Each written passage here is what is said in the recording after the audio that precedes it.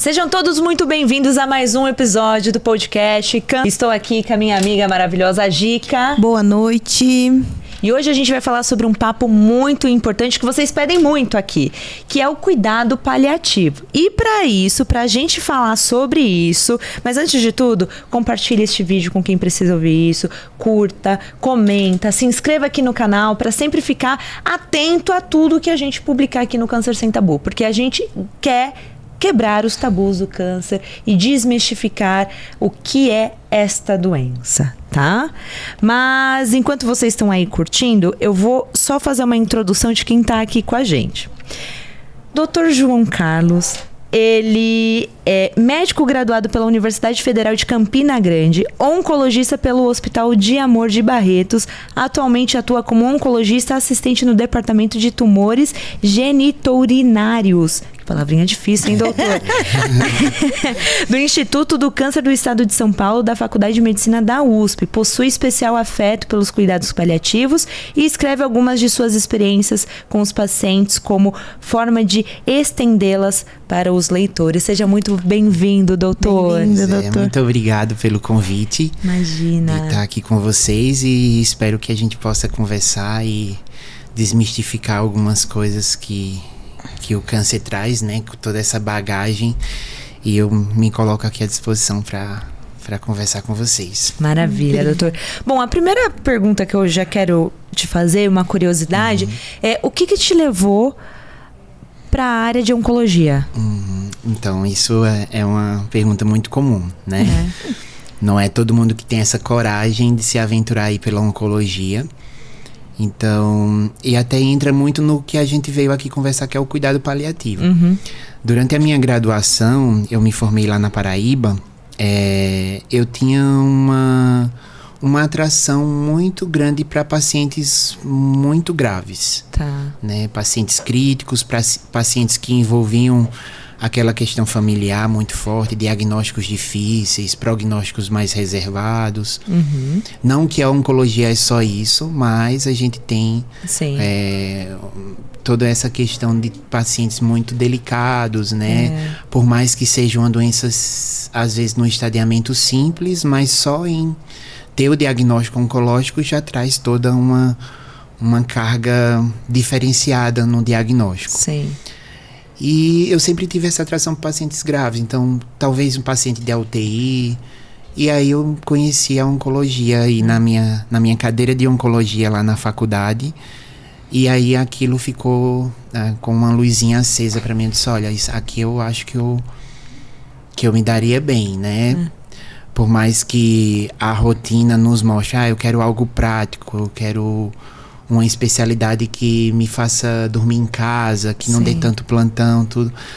Mas fui tentando me desviar, mas alguma coisa me trazia para a oncologia clínica de alguma forma. E eu, às vezes, até falo, eu fui fisgado pela oncologia pelo cuidado paliativo. Olha só. Né? Talvez essas histórias ali de pacientes que envolviam a família, a conversa com o familiar, a reconsideração e a ressignificação de muitas coisas na questão do diagnóstico, de tratamento, tudo. E eu não conhecia o nome cuidado paliativo. Infelizmente, hoje, no Brasil, cuidado paliativo ainda é algo que bloqueia muito, que as pessoas não conhecem muito bem. Sim, muito até sombrio. Dentro da classe médica, da classe de saúde, né? Então, tem alguns colegas que não sabem a definição do que é cuidado paliativo, que acham que cuidado paliativo é o fim da linha, que é quando não tem mais nada. E eu sempre digo, o cuidado paliativo não é quando a gente não tem mais nada, é aí que a gente tem o que fazer, né? Quando a gente tem outras opções de fazer. Aquilo que o remédio não faz, aquilo que a quimioterapia não conseguiu trazer. Então eu sempre falo, eu fui levado para a oncologia pelo cuidado paliativo quando eu ainda nem conhecia de fato. E aí depois que eu conheci o cuidado paliativo, aí eu falei, realmente aqui é cansativo. Hoje eu atendi 19 pacientes para estar aqui. Nossa. Né? Muita coisa, muitas histórias de sucesso, histórias mais sofridas, notícias boas, notícias ruins, tratamentos que deram certo, tratamentos que não deram tão certo. Mas é voltar para casa gratificado, assim, de que nós podemos podemos fazer aquilo que nos foi pedido. E fazer aquilo que o remédio não faz, né? Sim. Eu sempre repito, todas as oportunidades que eu tenho, eu falo isso. O primeiro remédio do paciente é o médico, né? É a forma como a gente se coloca, é a confiança. E a oncologia é isso, é um casamento. O paciente, ele provavelmente vai ficar conosco muitos anos de segmento, de tratamento. E tem que dar certo. Tem que dar um match aí para que a gente possa trabalhar, para que haja confiança, para que nos momentos de dificuldade a gente consiga comunicar bem, para que nos momentos em que as coisas não estão indo tanto quanto a gente queira bem, a gente também fazer essa comunicação de forma efetiva e também aprender muito, né? Eu aprendo muito com meus pacientes, assim. Legal. Né? Eu acho que foi isso que me fisgou aí na oncologia. Ah, que bacana. Sabe, doutora, eu tava muito ansiosa pela sua vinda aqui, né? Porque quando meu pai ficou doente, a gente recebeu a notícia do cuidado paliativo, mas assim como você disse, não é muito bem esclarecido, né? O que é cuidado paliativo. Então, eu e minha mãe, a gente ficamos completamente perdidas, né? Na época eu falava com a Gica, eu falei, mas o que é isso? Ela pergunta pro seu médico. Porque o câncer do meu pai já era mais agressivo, né? Já era bem agressivo, então já sabia ali. Mas apesar disso, o cuidado paliativo sempre ficou muito... O que é isso, né? Eu me sentia muito perdida. Mas vamos lá, o que é cuidado paliativo? Então, vou tentar explicar direitinho, até para que a gente possa desenvolver isso ao longo da conversa. O paliativo, né? A palavra paliativo, ele meio que tomou um sentido no português como algo que é uma gambiarra, que é um improviso, e que não é bem assim, tá? Sim. Nós temos um tratamento. Eu sempre falo, não é que o paciente é paliativo. Eu não gosto de determinar o paciente como paliativo. O que é paliativo é o tratamento que aquele paciente recebe. Nós temos 2 tipos de tratamento principais. Nós temos o tratamento curativo, que é aquele tratamento que a gente quer deixar o paciente sem a doença, seja com uma cirurgia, uma radioterapia, uma quimioterapia. Então, o nosso objetivo é deixar ele sem a doença. Se nós vamos lograr esse objetivo, nós não sabemos. Depende de cada um, depende da evolução, depende do estadiamento, depende do organismo do paciente. Da doença, então, depende de um monte de fatores. E quando o paciente chega com um tumor pequenininho e ele pergunta, eu sou curado? Eu vou ser curado? Eu não tenho como falar isso. Né? Por mais que eu diga, olha, a grande chance, 90 e tantos %, a chance é que você seja curado. Mas eu não sei se aquele paciente é 1%. Né? Então, ainda que a gente tenha o objetivo de curar, a cura é uma coisa que o tempo que vai falar. Então, até esse é o tratamento curativo. Até porque depende da rotina da pessoa também, né? Se ela se cuidava anteriormente, se fazia já a prevenção. São vários fatores que vão dizer se aquela pessoa vai ser curada ou não. Sim. Então, esse é o tratamento curativo. A gente tem um objetivo de deixar o paciente sem a doença. E nós temos o paliativo, que é aquele que não é curativo. Não quer dizer que um paciente que está sob cuidados paliativos, ele está em terminalidade. Eu tenho pacientes em cuidado paliativo há mais de 15 anos. Nossa. E eu não tenho como dizer que 15 anos é uma terminalidade. Né? Tem muita gente saudável que já morreu muito antes do que isso. No diagnóstico. Então, é uma questão de definição. O que não é curativo e que eu vou ter um objetivo de controlar, de ajudar naquela cronicidade, é o paliativo. Pressão alta. O tratamento da pressão alta, por exemplo, os medicamentos de pressão alta são os medicamentos que mais vendem no Brasil. Sim. E são tratamentos paliativos. Olha só que interessante. E não é falado, né? E não é falado. Então, o tratamento da pressão alta não é curativo. É paliativo. Ele vai tomando o remédio, a pressão controla. Se a pressão sobe, troca o remédio. Se ele para de tomar o remédio, a pressão vai subir. Diabetes também. Diabetes, várias doenças assim muito comuns e que ninguém fica, o meu tratamento é paliativo. Entendeu? Que eu acho que limparam muito o paliativo com câncer e só ficou pra isso. O paliativo ficou aquilo, é o fim da linha, eu vou morrer. Tireoide. Não é bem assim. Não então, é estou em cuidados paliativos da minha tireoide. Esse tratamento para tireoide pode ser um cuidado paliativo. Mas, claro, aqui a gente vai discutir o cuidado paliativo voltado ao intenso, voltado para o câncer, voltado para a comunicação, para ajuda às famílias, para que possa passar. Então, não é que paliativo é o fim ou é uma coisa... Né? Então, assim, sempre eu dou esse exemplo da pressão alta. Tem muita gente com tratamento paliativo e que tá aí, fora. Né? Então, assim, o sentido de paliativo é isso, que não é curativo. Agora, o cuidado paliativo, ele é um tratamento para pacientes que têm uma doença que é incurável e que geralmente são ameaçadoras da vida ou que são encurtadoras dessa expectativa de vida. Entendi. Pode ser uma insuficiência cardíaca grau 4, pode ser um diabetes descompensado, pode ser uma senilidade, uma síndrome demencial e pode ser o câncer, tá? Então, o cuidado paliativo não é exclusivo do tratamento oncológico. Sim. Tem outros pacientes que estão em tratamento com cuidado paliativo que não tem câncer, tá? Sim. E isso a gente faz o possível para que a gente possa dar mais qualidade de vida e que também a gente aumente a vida, né?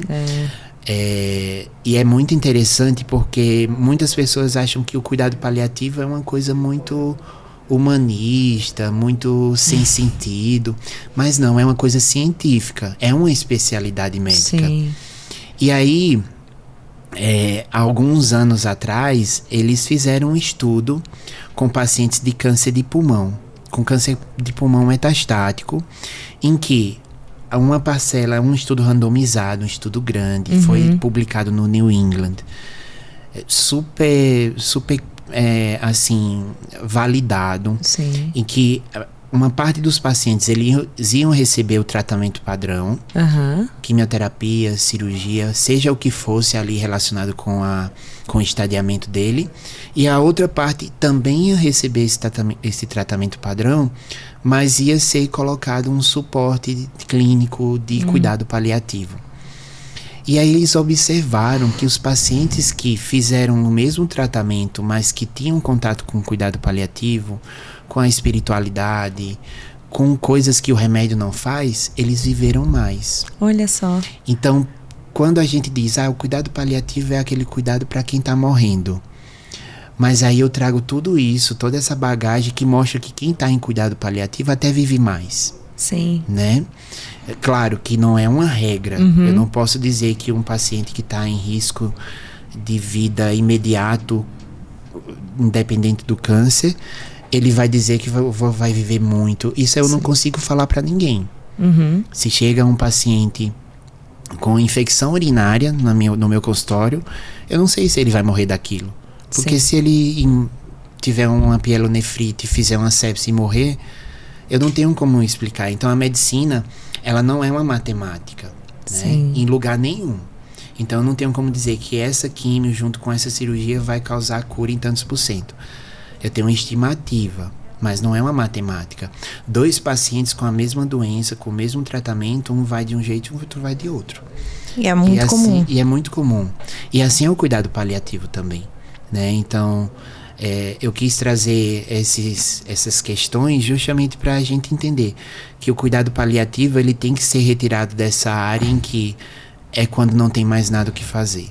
É quando tem o que fazer. Aí é quando tem o que fazer, né? E inclusive com esses dados, né? Não é uma medicina romantizada, não é uma coisa assim, não tem mais nada o que fazer, vamos conversar, vamos perdoar. Não é bem assim. Não é bem assim. É quando tem o que fazer. A gente tem analgesia, a gente tem modos de fazer o paciente dormir melhor. Nós temos medicações para fazer o paciente se alimentar melhor. Nós temos... E o cuidado paliativo, ele é multidisciplinar. Envolve a família também. Envolve a família, envolve a unidade de cuidados, né? Eu preciso de um enfermeiro, eu preciso de uma fono, eu preciso de uma nutricionista. Com esse perfil de cuidado paliativo também. Sim. Aí é que está a dificuldade. Nós temos essa equipe que é direcionado a um paciente que está em cuidado paliativo, que não é a hora de eu fazer privação de uma dieta, não é a hora de eu proibir dele comer nada, né? Sim. Aí é que eu digo, come sorvete, come chocolate, aí, almoça em casa com sua família, com as coisas com as pessoas que importam para você, Sim. né? Então, o cuidado paliativo é toda essa beleza, dessa especialidade médica, baseada em evidência, baseada em estudo clínico. Nós temos grandes centros de pesquisa em cuidado paliativo no Brasil. Olha só. Eu que vim de Barretos, né? Tem, por exemplo, o meu amado casal Paiva, Dr. Carlos Paiva e doutora Bianca Paiva, que são grandes estudiosos do cuidado paliativo dentro do Brasil. Olha só. Que produz material e literatura para o mundo inteiro. Então, por vir dessa formação, eu guardo um afeto enorme, né, sobre o cuidado paliativo. Não só o cuidado paliativo do fim de vida, mas o cuidado paliativo precoce, né? Por exemplo, a Associação Americana, a Sociedade Americana de Oncologia Clínica, ela orienta que o cuidado paliativo seja exposto para o paciente ainda num contexto curativo. Tá. Se eu tenho um câncer de mama com doença no linfonodo, aquele paciente já tem uma indicação de passar pelo cuidado paliativo. Mas é uma doença curativa. Sim. Mas vai envolver quimioterapia, efeito colateral, toxicidade. Depois vai vir uma cirurgia que vai mexer com o emocional daquele paciente, que vai mexer com o feminino daquele paciente. Sim. Então, isso é uma orientação. Mas se no Brasil nós não temos paliativista suficiente nem para os pacientes que realmente precisam de fato, imagina começar a agregar esse começar público, a fazer isso de forma precoce.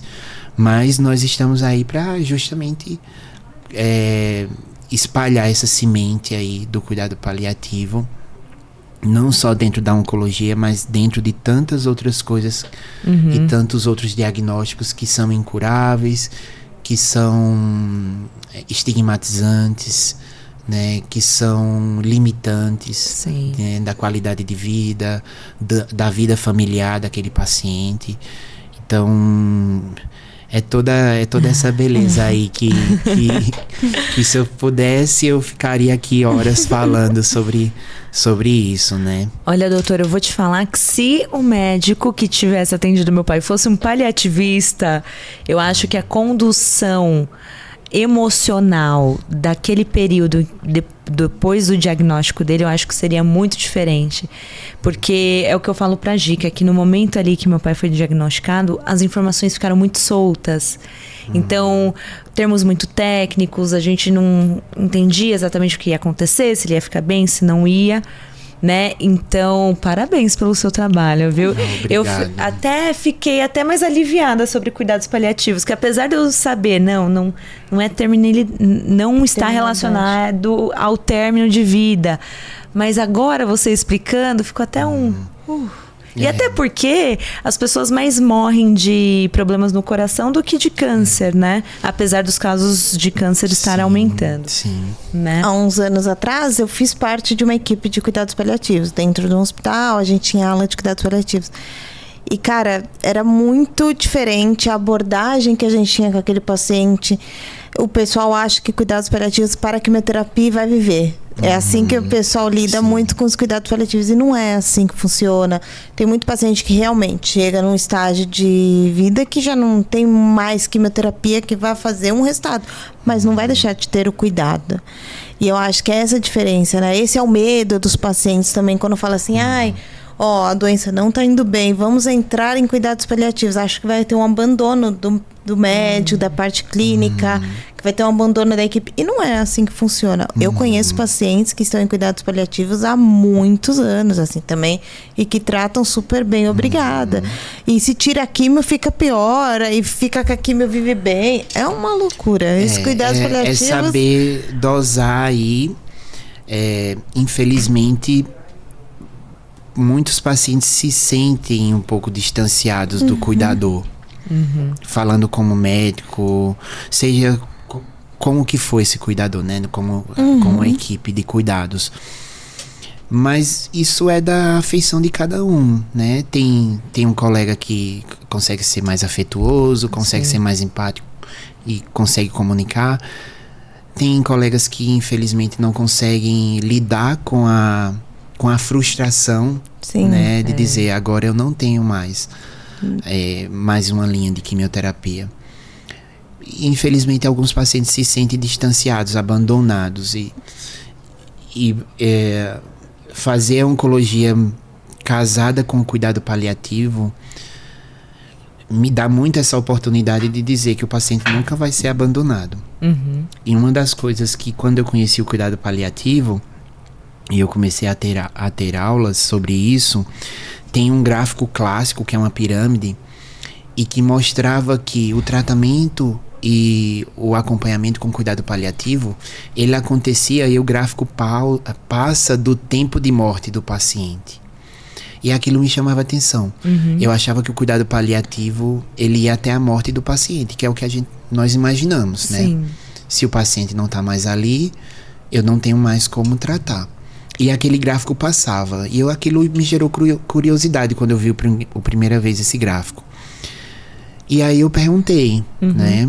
Por que o gráfico continua depois da morte do paciente? E ali eu disse, é isso que eu quero. Porque eu lembro que o professor, ele falou assim, quando o paciente morre, existe uma família enlutada depois disso. E eu disse, qual é a especialidade médica que age depois da morte do paciente? Nenhuma. Né? E Vira ali assim eu uma aprendi, página. e aí eu aprendi. Cuidar do luto da família também faz parte. Porque o cuidado paliativo não é só para o paciente, é para a unidade de cuidados. A unidade de cuidados é o conjunto do paciente com Sua rede de família, apoio, né? sua rede de apoio. E ali, por exemplo, às vezes o paciente nem tinha morrido, mas eu dizia, essa situação do luto pode ser uma complicação do luto, um luto complicado para esse membro dessa família. E nós já íamos nos antecipando e pensando, depois do óbito do paciente, essa mãe ou essa esposa vai ter que ser acompanhada por uma psicóloga. E ali eu disse, não tem como. Não tem como. Claro, é algo muito emotivo meu, mas não tem como. Como que pode eu ainda trabalhar depois da morte de um paciente? Eu tenho pacientes que já morreram e que até hoje eu faço segmento de luto. Olha só. Né? Pacientes que vinham para São Paulo para ter consulta comigo e que até hoje eu recebo as fotos no Natal daquela família, eu recebo a foto da filhinha, eu vejo as crianças crescendo sem aquela mãe, ou então aquele viúvo sem a esposa reconstruindo a vida, né? Então eu fico meio que na minha agenda, preciso falar com a família da paciente tal. Como tá? Como é que tá? Tá tudo bem? Tá precisando de alguma coisa? Então, o paciente morreu há muito tempo. Mas eu ainda consigo, talvez não tendo retorno. E às vezes as pessoas até estranham. Mas por que esse médico fica mandando mensagem se o paciente já não tá mais aqui? Mas aí é que tá. Isso é o que eu acredito. Né? É antes da morte, durante a morte, durante aquele processo ativo de morte, confortar uma dor, uma falta de ar, uma sedação, quando bem indicada, claro, mas também no luto, né? E é isso, o cuidado paliativo. Nossa, demais. Olha, doutora, eu vou te falar que depois que meu pai faleceu, porque depois do diagnóstico ele levou 8 meses, né? E aí foi bem assim, caótico, porque a gente já sabia, quer dizer, a gente não sabia, eu ainda achava que tinha esperança de alguma coisa, mas não teve. E eu me senti justamente assim, que depois que ele faleceu, eu me senti abandonada, sozinha. Tenho certeza que minha mãe também. E foi aí onde eu tive a minha primeira crise de ansiedade na minha vida. E daí tinha um amigo meu, eu sempre interpreto as coisas um pouco as dosagens um pouco erradas. Aí ele falou, uma vez ele falou assim, olha, Naná, quando você precisar de uma dose mais pesada pra conseguir dormir, toma 2... Como que é aquele remédio pra enjoo? Dramin? Dramin. 2 comprimidinhos de Dramin. Eu tomei 4. Doutor, deixa quieto. Não aprofunda, não. Tem coisa que não vale a pena, doutor. Quase fui encontrar meu pai. Foi de arrasta, Quase, né? Tava com tanta saudade. Quase encontrar meu pai. Mas porque a dor era tão grande, né? Não era... Era aquela dor de falta de pertencimento, falta de reconhecimento. E agora o que eu faço? O que eu faço com esses sentimentos que eu não sei identificar quais são? Né? Então, esse trabalho do cuidado paliativo pós-luto não, né? Pós-morte, ele é extremamente importante, porque a gente, de fato, se sente muito perdidas, né? E eu tô contando aqui, eu realmente me senti muito perdida. E para me encontrar, levou anos de novo. Até eu me encaixar de novo naquele lugar, naquela posição e olhar para mim e me reconhecer. E até lidar com o luto do meu pai, né? E a minha mãe foi a mesma coisa. Então, em algum momento a gente se reconectou e a gente começou a se ajudar, que a gente viu que esse era o caminho mais curto para lidar com o luto, né? E assim, não é uma regra. Cuidado paliativo não é uma regra. Nós vamos meio que sentindo o tempo do paciente. Por exemplo, eu trabalhei no hospice lá de Barretos, que era a unidade que só atendia os pacientes em cuidado paliativo mais para fim de vida. E a média, mais ou menos, entre a admissão do paciente lá e o óbito, variavam de dias a alguns meses, mas geralmente algumas semanas. Nesses pacientes eu tenho que agir de uma forma. Sim. Né? Olha, as coisas estão ficando um pouco mais difíceis.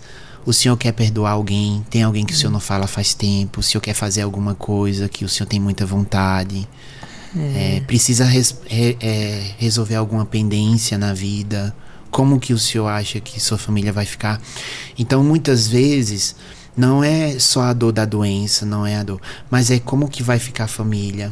Então, se eu consigo ofertar para aquela família um suporte e o paciente consegue entender de que eles vão ficar, na medida do possível, bem, é uma coisa que eu faço pela família que vai agir no paciente. Sim.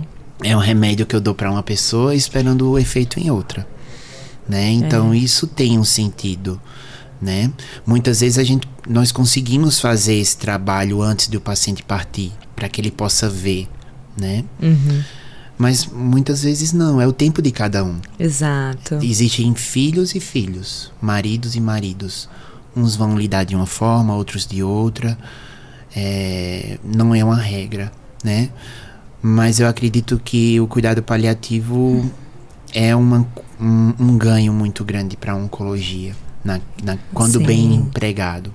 Então, eu estou numa primeira consulta, um paciente curativo.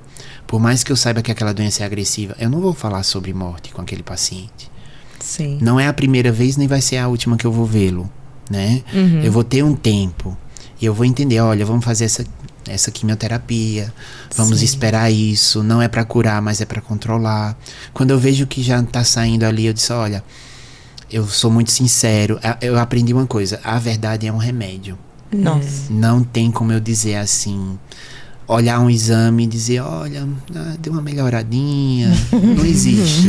Por mais que eu queira ser doce na comunicação, mas mudou a doença, vamos mudar também, vamos pra cima. Não tirar a esperança do paciente, mas dizer, olha, quando der certo a gente vai estar junto, quando não der certo a gente vai estar junto também. Sim. Né? Hoje eu tive pacientes que progrediram muito precocemente, com pacientes com performance que não aguenta muita coisa. Então lá vai toda a conversa, aquela consulta de 20 minutos viram 30, 40, uma hora, e tem mais paciente para atender, mas eu não abro mão disso.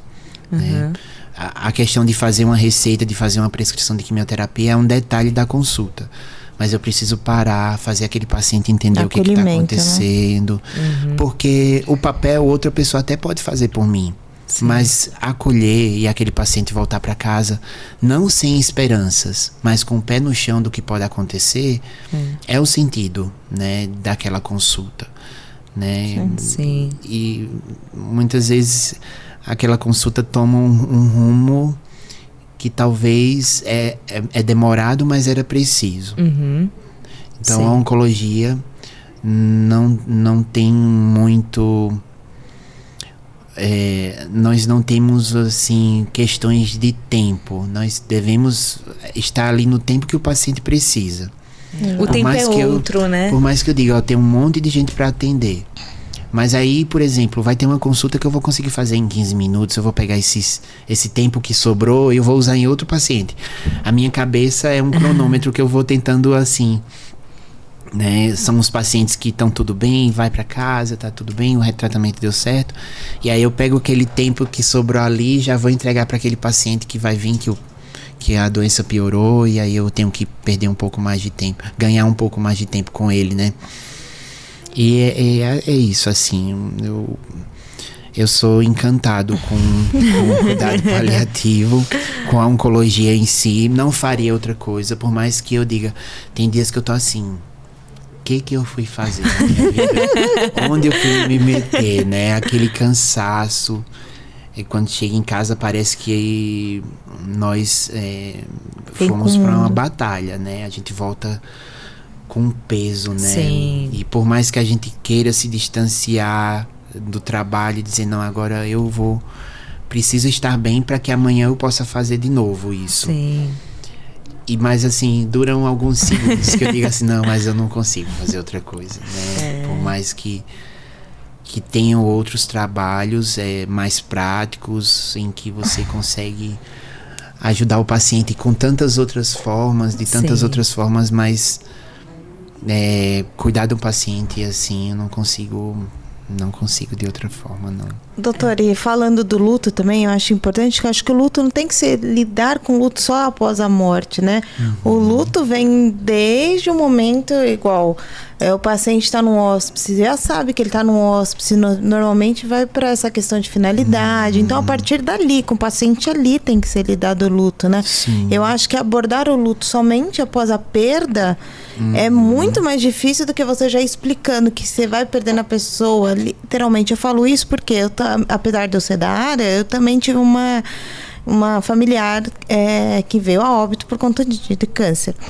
E a minha mãe, na época, enfermeira também, ela sempre lidou com a situação sozinha, calada, porque ela não contava pra ninguém, porque o medo dela era a gente, que não sabia de nada, os leigos, ficarem com pena. E ela falava, cara, não trata ela com pena, porque ela tá ali, ela tá batalhando, ela tá fazendo a parte dela e a gente tem que estar aqui para dar suporte e tal. Só que minha mãe, desde o princípio, sabia da gravidade da doença. Minha mãe sabia que, assim, de uma hora para outra, tudo poderia dar errado no sentido de tratamento, né? E desde então, minha mãe sempre lidou. Hoje eu vendo de fora, né? Óbvio, na época eu não entendia, eu tinha 15 anos, na época eu não entendia muito bem o que era aquilo, mas hoje olhando de fora e olhando pelo olhar da oncologia, eu entendo o que minha mãe estava fazendo. Minha mãe estava deixando a gente viver cada minuto, ofertar tudo que poderia ir mais um pouco a cada minuto, sabendo que a uma hora ia ter um fim. Tanto que eu já comentei em outros episódios, quando a minha irmã entrou na internação, que agravou e aí já foi pra terminalidade, a minha mãe falava assim pra gente, olha, agora ela precisa descansar.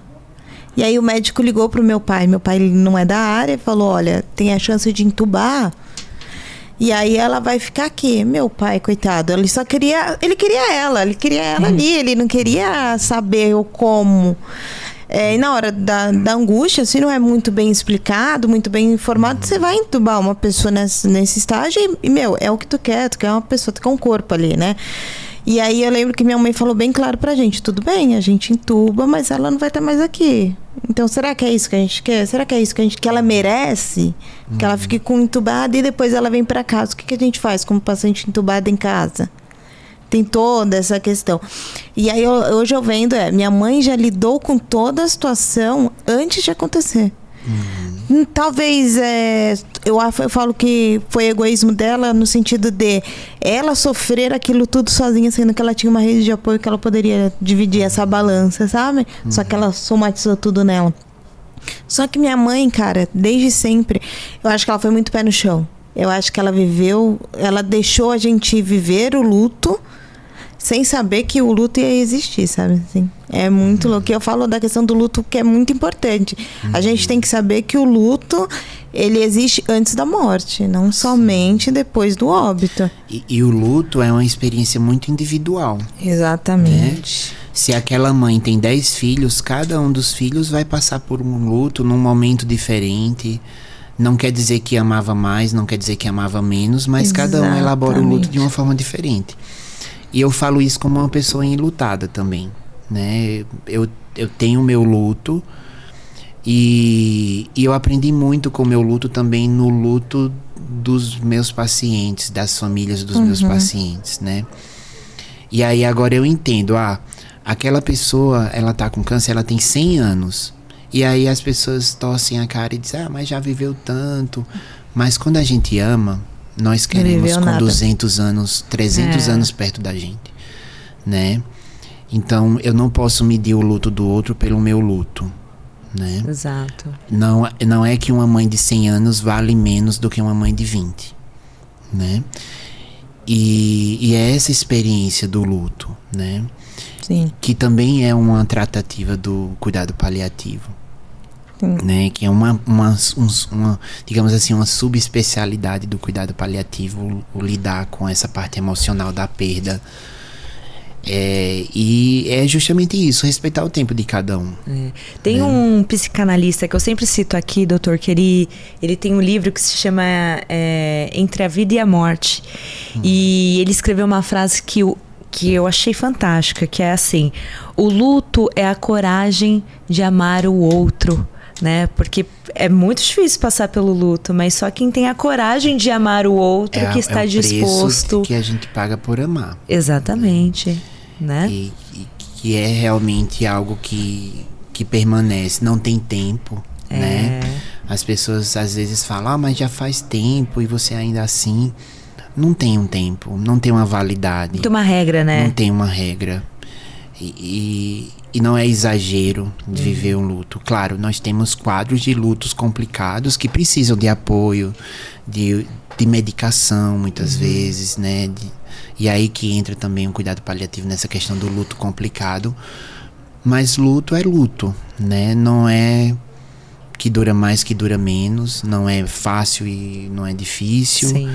Não é que eu amei mais ou que eu amei menos, mas é um processo que faz parte da vida, né? Nós temos nossos lutos diários. Às vezes é um emprego, às vezes é um relacionamento e às vezes é uma pessoa que a gente ama muito. Exatamente. Né? E doutor, eu aprendi o que é metástase aqui, mas eu também aprendi na época do meu pai, que ele tinha metástase.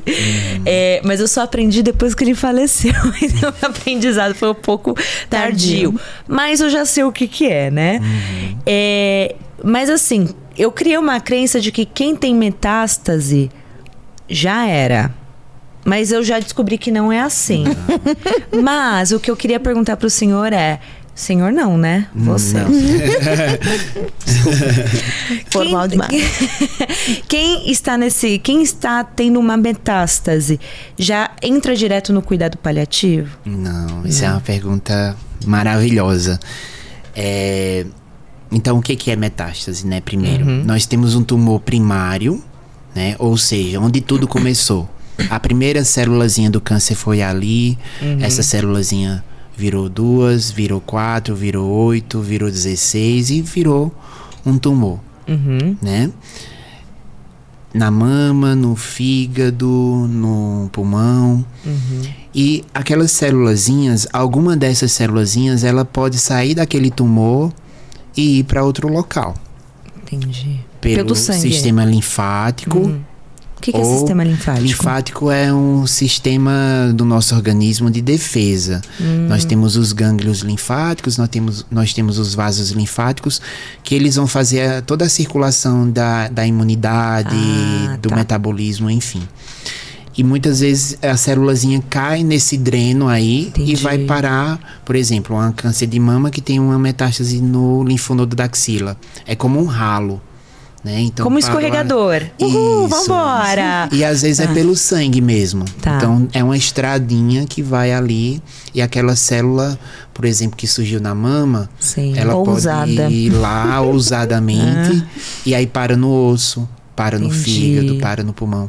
Então é como se fosse a matriz, o tumor primário e a filial. Entendi. Que é o tumor secundário, que é o que a gente chama de metástase. Não necessariamente quer dizer que um paciente que tem metástase, ele é incurável. Tá. Muitas pessoas podem achar isso. Por exemplo, eu sou lá no ICESP, eu atendo tumores geniturinários.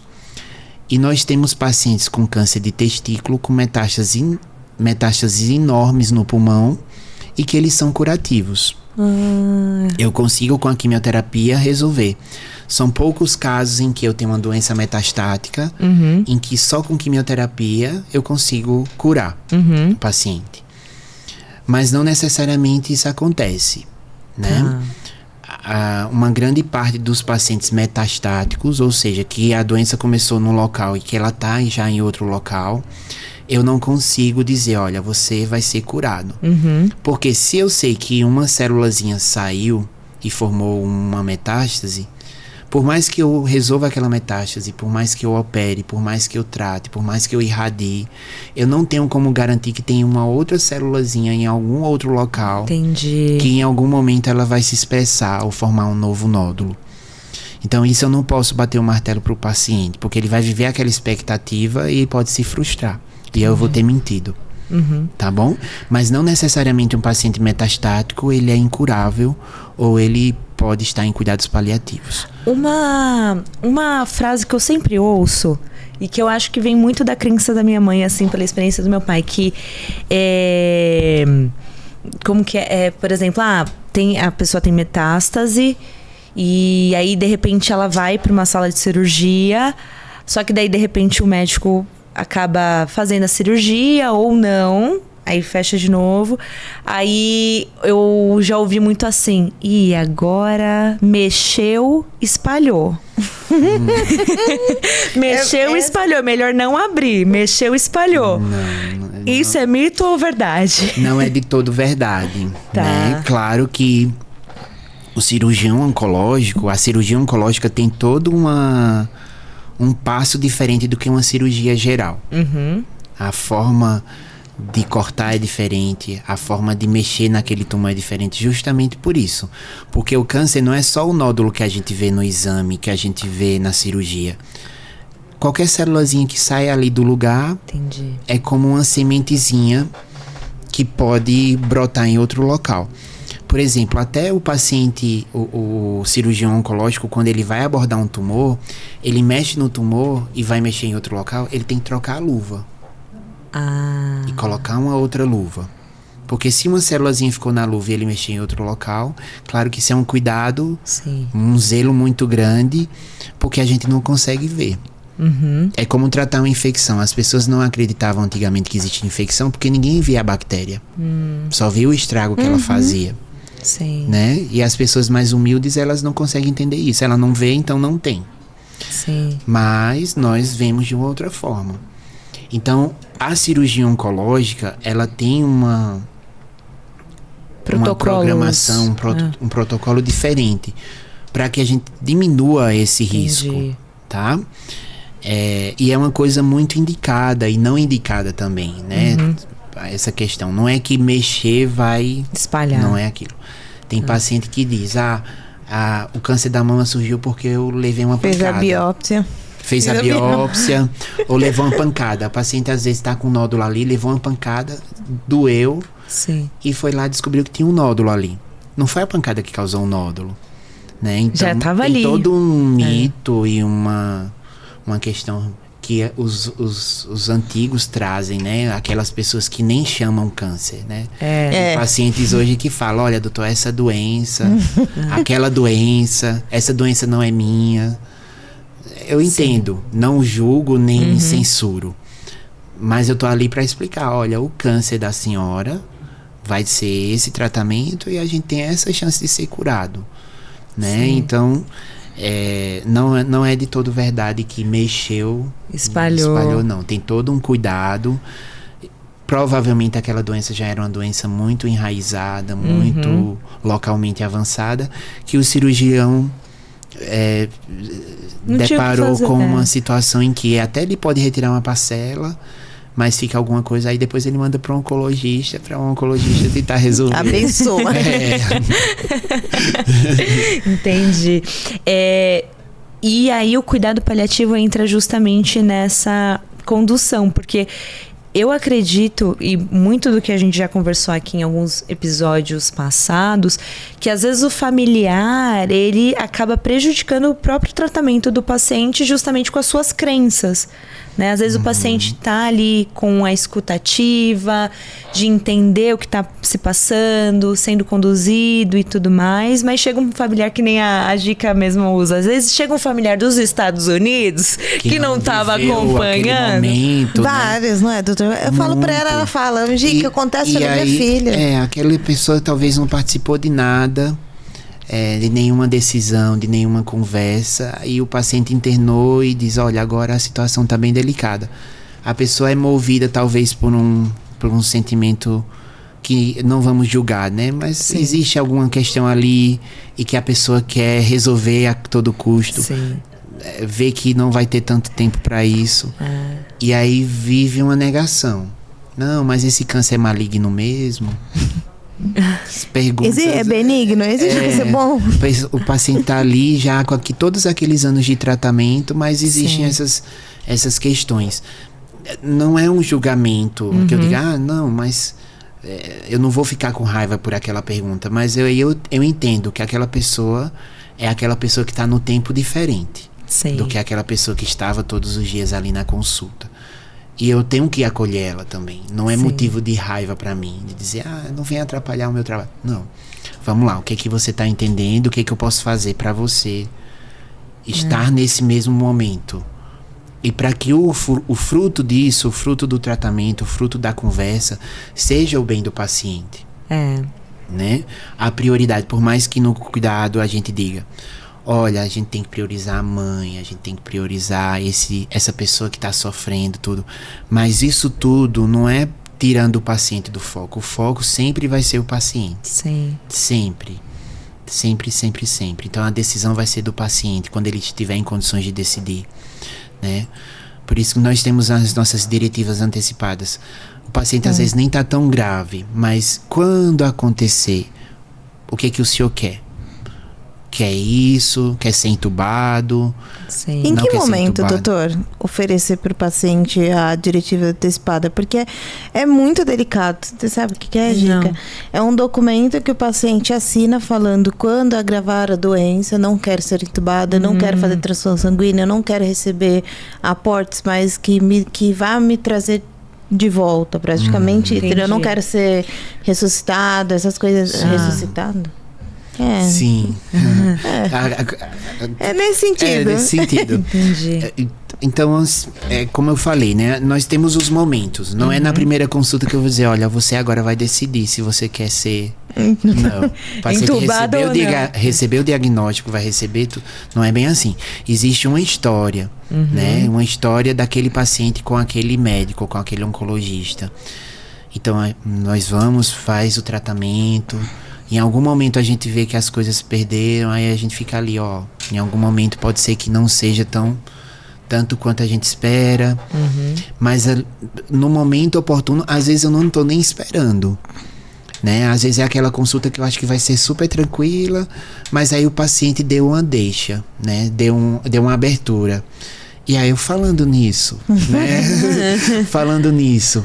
Então, o que você tá esperando? Né? Disso tudo, o que você está entendendo? Tem paciente que vai dizer, não, que eu vou ficar curado. Entender o momento do paciente. Deus, não, você não vai ficar curado. Não vou bater de frente. Sim. Né? Eu vou fazer aquele paciente entender, né? Nós temos um protocolo até para comunicar más notícias. Não é de qualquer forma. Não é uma coisa que dá na minha cabeça e eu comunico de uma forma. Não é bem assim. E às vezes o paciente pergunta, eu vou morrer? E aí eu pergunto pra ele, por que você acha que vai morrer? Ele vai responder por ele. Não, eu não vou falar nada, mas ele que vai dizer, olha, eu vou morrer por conta que eu acho que o tratamento tá dando errado, que esse nódulozinho que eu tinha aqui, ele mudou. Então, eu vou junto com o paciente fazendo ele entender o que tá acontecendo. Mas aí é a abertura do paciente. Sim. O que você espera? Se acontecer de internar e nós vermos que não vai ser frutífero, ou que não vai fazer diferença, ou que pode fazer você sofrer mais, o que você pensa de a gente entubar ou não entubar, né? E tem pacientes que são tão desenvolvidos naquela conversa, que não é uma conversa de uma consulta só, às vezes são meses ou até anos, que o paciente vai dizer, olha, doutor, eu quero ser enterrado assim, eu quero que estejam tais pessoas junto comigo, o meu desejo vai ser esse, eu quero comer bolo de chocolate. Então são essas coisas assim, que por mais que pode até ter alguns colegas que estejam nos escutando, né? E digam assim, nossa, que besteira, esse médico falando isso, a gente estuda tanto na faculdade pra gente falar sobre bolo de chocolate na hora da morte, mas aquilo é terapêutico para aquele paciente. Sim. Né? Eu estudei muito para estar aqui. 6 anos de faculdade, 2 anos de clínica médica, 3 anos de oncologia, ainda estou fazendo pós-graduação, virar mestrado, doutorado. Mas ainda assim eu não quero perder o gosto de falar sobre bolo de chocolate quando meu paciente precisar. Sim. Né? Então é isso que cabe, né? Nós temos formas, né, de fazer uma diretiva antecipada, vai no cartório, registra, olha, eu quero isso, não quero isso, para justamente não chegar essa pessoa que está totalmente fora do contexto, desconectada, dizer não, vamos entubar e fazer aquele paciente sofrer mais, né? Eu já escutei, claro, num momento de muita dor daquela filha, eu já escutei coisas do tipo, mas ele já sofreu até aqui, pode sofrer mais um pouquinho, vamos entubar. E aquilo ali, eu diria, meu Deus, como eu queria alguns meses para ter conversado sobre isso, né? Mas eu não tive, né? Então, sim. Por mais que ela esteja com uma boa intenção, por mais que ela esteja inebriada de dor ali, é uma frase muito forte de se escutar. Sim. Não é que ela esteja errada ou certa, independente disso, ela está no momento de sofrimento dela. Mas ali eu tenho que fazer entender, olha, se a gente entubar, o desfecho vai ser esse. Se a gente não entubar, o desfecho vai ser o mesmo, mas um caminho um pouco mais leve. Mas claro, tem casos em que eu preciso entubar. Eu já fiz quimioterapia no paciente entubado. Nossa. Porque eu queria tirar ele dali e eu tirei. Né? Porque aquele tumor respondia muito à quimioterapia e eu conseguiria retirar e conseguimos salvar o paciente. Mas tem casos e casos. Sim. Né? Não é uma indicação só minha. Eu dou uma sugestão, olha, o melhor seria isso. Eu também não sou o médico que coloco pro acompanhante decidir. Você quer que entube ou não entube? Se eu pergunto isso, eu já não sei o que é que eu tô fazendo. Sim. Porque eu sou o gestor daquela situação. Eu tô ali não para o acompanhante, aquela pessoa que não sabe nem o que é um tubo, decidir se vai ser entubado ou não, né? Mas acompanhar aquele momento e dizer, olha, o melhor seria isso, o que a senhora tem entendido disso, o que você quer disso, né? Então é uma questão que está ali no limbo, né? Da sensibilidade do paciente, a sensibilidade do acompanhante e a sensibilidade de nós que estamos ali sendo espectadores muito mais do que agentes ativos naquele processo. Total. E, doutor, você acha que a gente deveria falar mais sobre a morte também? Olha, eu sempre faço um convite, antes de falar da morte, vamos falar sobre boa vida, tá? Quando nós estamos para falar da morte, para que aquele paciente tenha uma boa vida, eu acho que vale a pena, né? Nenhum paciente vai escutar de mim eu falando sobre morte. Eu não falo sobre morte, não porque eu esconda ou porque eu acho que ela não vai acontecer. Sim. Mas qual é o caminho que você quer trilhar até que esse dia aconteça, né? Então ali eu não vou ficar, olha, vai acontecer, vai acontecer isso, não sei, não. O que você quer fazer antes que isso aconteça, né? O que a gente pode fazer da sua vida hoje para você ter menos dor, para você ter menos falta de ar? Sim. É aquele perdão, sabe? Tem alguém que você não fala? É aquela coisinha ali que talvez a pessoa olhe, por que tá falando sobre isso agora? Né? Então, eu acho que nós temos que falar sobre boa vida. Boa vida.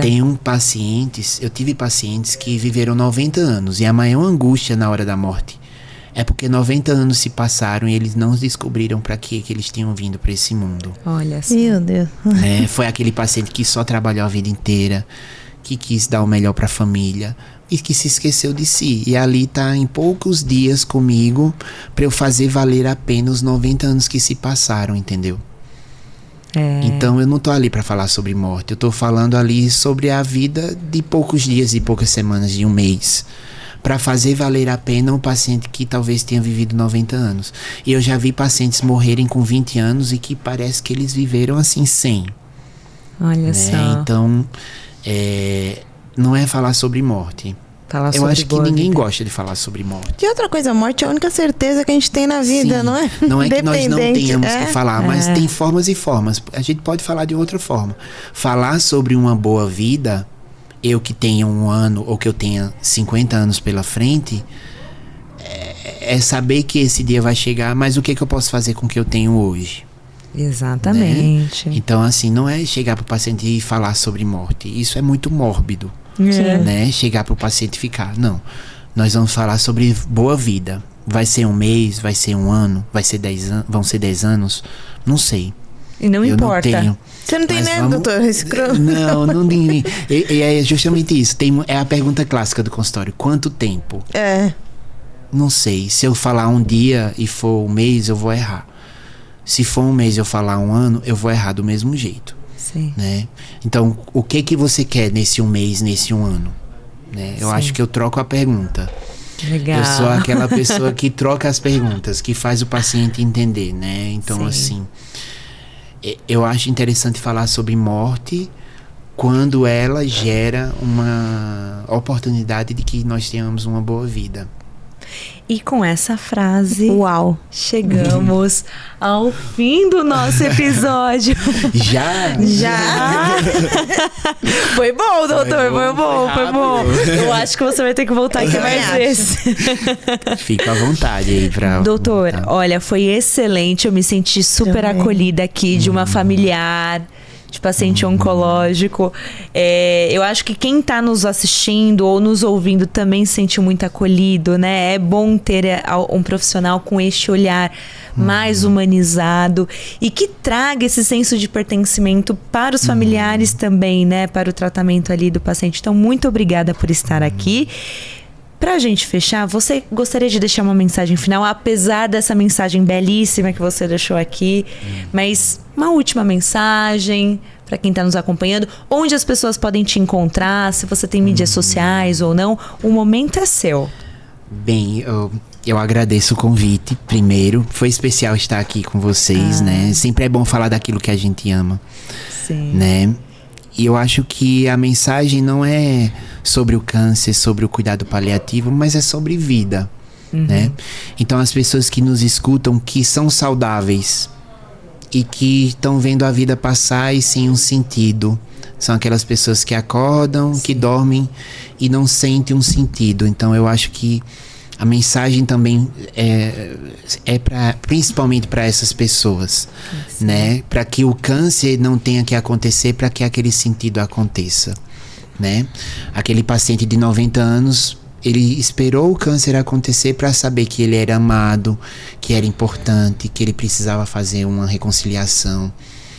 E nós, às vezes, estamos aqui saudáveis, com tudo isso na nossa frente, e a gente não consegue enxergar isso. Então, eu acho que a mensagem é para quem se sente saudável. E que, às vezes, é mais doente do que aquele meu pacientezinho que está lá naquelas últimas semanas de vida.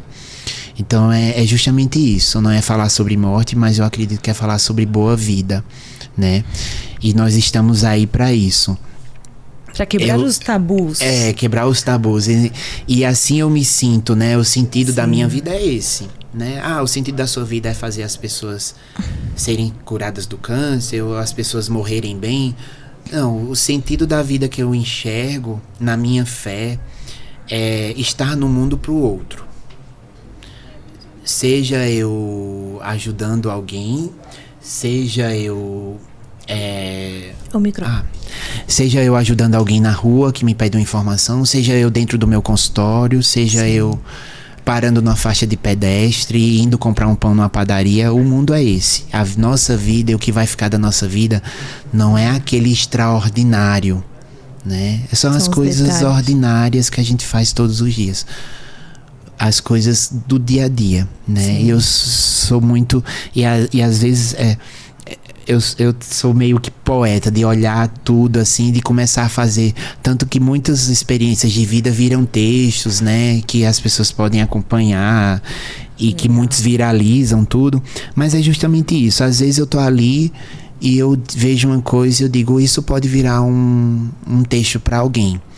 E aí eu trago aquela experiência que eu vivi dentro do consultório para que dezenas de pessoas que leiam aquilo tenham sentido. Que não precise do câncer para viver bem.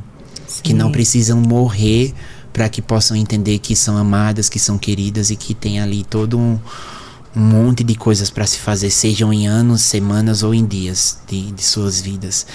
Maravilha. Então eu agradeço o convite de vocês. Eu fico à disposição. Tem o meu Instagram, que é o João CRMMT. Lá é o meu dia a dia, não é nada profissional, mas é aquilo que eu acredito. Legal. É o ser humano que eu quero ser no meu dia a dia. Então a minha rotina, as coisas da profissão, tem informações também sobre o câncer, tudo. Mas tem um ser humano. Legal. Ali a minha humanidade tá ali, né? Seja nas besteiras do dia a dia, nos detalhes e é isso. Obrigado, pessoal, e parabenizo vocês por vocês darem espaço para que nós possamos falar sobre isso, que é necessário. Não é falar sobre só câncer, mas é falar sobre saúde. Não é falar sobre morte, mas falar sobre vida e vida boa.